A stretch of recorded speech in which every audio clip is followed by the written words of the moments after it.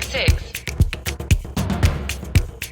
The chairman of the board of directors of the Saudi Space Commission, Engineer Abdullah Amer Al-Sawaha, held a meeting with Pamela Melroy, the deputy administrator of NASA, to discuss opportunities for strategic cooperation in the development of the space sector, as well as investment in future joint projects to achieve mutual economic and strategic goals.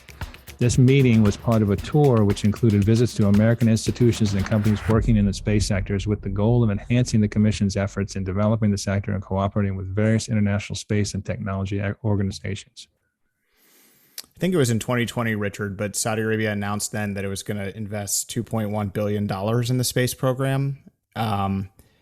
Very interesting. Another sector, another area in which there's tremendous promise beyond what we can understand right now. Heard a great interview this week on, I believe it was the New York Times, The Daily, talking about investing in space and why we should do it when we have so many problems here at Earth, on our home planet here on Earth.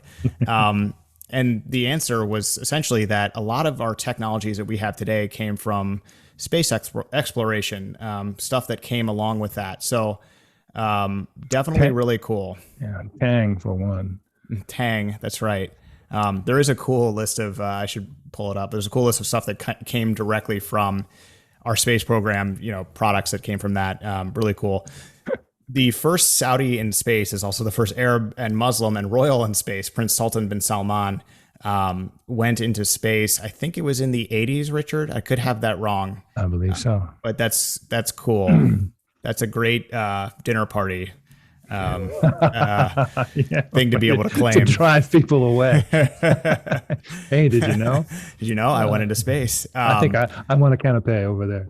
Well, this is obviously very surface level, but space is the future. I know that from watching Star Trek and Star Wars a lot, but that's where a lot of money's going now. Bezos, Elon Musk, a lot of people are investing into space travel. There's a lot being invested into space defense and space security.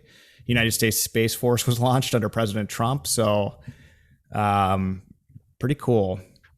On the also in town last week was the Minister of Communications and Information Technology for Saudi Arabia.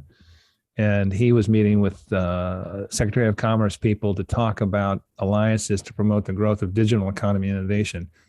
And I know why you put this in here in the Ella. Lucian, do you want to take that one? No, you go ahead.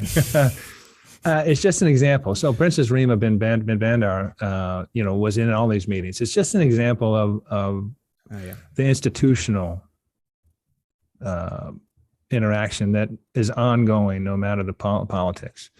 And I'm delighted to see this always, because I think we have, the U.S. has private sector, academic, government resources that can be useful to Saudi Arabia's transition and what they're trying to achieve. So it's wonderful when you see key folks like the Space Commission and Minister of Communications and Information in town in the U.S. talking with people, looking for partnerships, looking for joint ventures and support, because that just reinforces the existing ties that are very strong and ongoing.